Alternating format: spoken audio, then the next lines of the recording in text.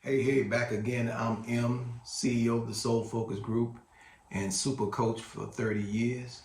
And what we left off on the last conversation about how to become powerful spiritually was we were talking about the needs of the soul. And when we talk about the needs of the soul, we're talking about the nature of the soul itself. To understand the needs of the soul is to understand the nature of the soul. So if you're going to become powerful spiritually, and I said at the very beginning, the first recording, that every being in human form is already powerful spiritually. So I should say, if you want to feel the power, your spiritual power, and know that it is there for you, then you have to get in alignment with your soul so that you can get the benefits that come with the exercising of that spiritual power. In other words, you can start using your spiritual power to produce what you really want, what really brings you happiness, what really makes you fulfilled. And that's when you're going to feel your power. Until you start experiencing joy on a consistent basis, happiness on a consistent basis, no matter what is going on the outside of you, you will feel like you're powerless. When the reality is you're powerful, you're just distracted from being able to feel it because you are seeking to satisfy your ego, not your soul. So here's the last two things that soul needs.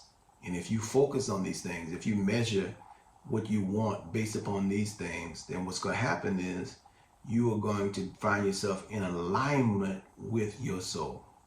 So the fourth thing that soul needs is to create. Soul is always looking to create. That's what we're here for. We're here to create experiences, right? New experiences, experiences that will expand our horizon, experiences that we can take with us even into the next life, experiences. So creating is always about creating experiences. Soul needs to create, not buy, not shop, but create. What's the last thing you've created? That's the nature of our soul, to create. What's the last thing you've created? I'm talking about consciously. Had an intention on, I want to create maybe a book. I want to create a song. I want to create a loving environment. I want to create a business. I want to create a partnership. What's the last time you created something? The things that you go after that the ego wants does not produce happiness and joy, but you're still creating something. So even in the reality is we're always creating, but we're all not benefiting from the creation. That's why some of us feel like we're not powerful, even though as an entity, we are already spiritually powerful. Does that make sense? So even though we are already spiritually powerful, we won't feel that power when we create something that is not in alignment with what our soul desires, right? But our soul wants to create. And what our soul wants to create is always bringing us to another level. Another level. The fifth thing that soul needs is contribution. It's to make a contribution. To make contributions. And I'm not talking about necessarily money. One of the things that we've done in this world, we've made money the end all be all to everything. And money is not the end all be all to everything. It ain't even close. Our soul does not want money. Our soul wants to be able to make a contribution, to leave a mark, to leave a memory that everybody would know that I was here. Like I told you before in the first video, I recently lost my mom, who I miss terribly, who brought me into this world. She is leaving her mark through me. And she has then left to me the assignment of making sure people know who she was, because they know who I am. Soul is interested in making a contribution. So I am her contribution, not just to this world, but to other beings in human form. We are contributions to each other. Now get this, contribution, the word con is a prefix, but tribute is the root word in contribution, tribute. And tribute, when you pay tribute to someone, it's like you pay respect, you pay homage, you recognize their value in life. So when I say a soul wants to make a contribution, Soul is always looking to make a tribute to other beings in human form. That's why partnership and friendship is essential to the soul, because it's through that partnership and through that intimacy, we are constantly contributing to each other. What contribution have you made? What tribute are you making? You know, you gotta be focused on tribute, elevating people, adding value to people. These are essential things to the soul. This is what makes this life worth living.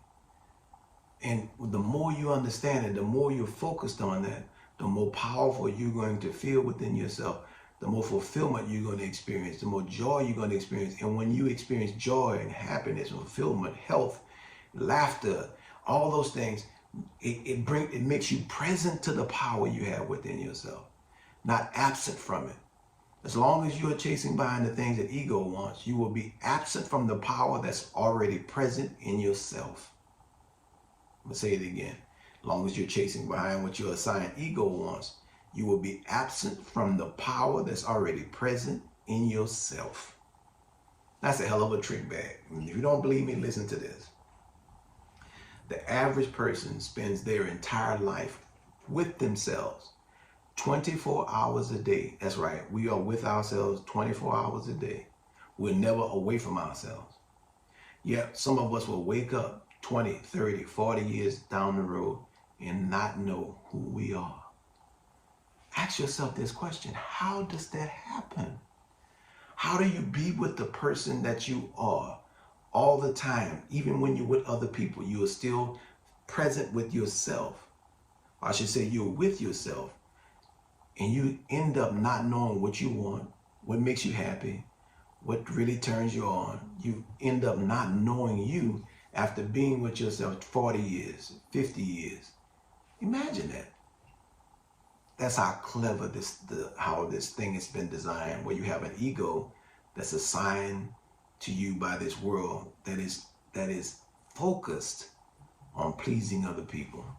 So while you're with yourself, you are so focused on thinking about other people. You're so focused on proving stuff to other people. You're so focused on pleasing other people that you forget what it even means to please yourself. You forget what it means to make yourself happy. You have been going the extra mile for everybody else, and you still haven't went the extra mile for yourself yet. Everybody's business has been your business except your business. Everybody else's business has been your business except your business. And until you make your business, you will not feel spiritually powerful, because it is your job to create the alignment in yourself such that you end up creating a new ego for yourself. See, when the Bible says ye must be born again, that's what it's talking about. That the ego that you have now must die, and you must do what? Give birth to a new ego. You must be born again, and the new ego that you give birth to must be created in the image and likeness of your soul. In other words, it must have the assignment of the 5 needs of soul branded into its consciousness, branded into its daily pattern, that it is looking to do trust, build trust in self, grow self, right? Is looking to develop partnership and intimacy, friendship. Is interested in creating and making a contribution.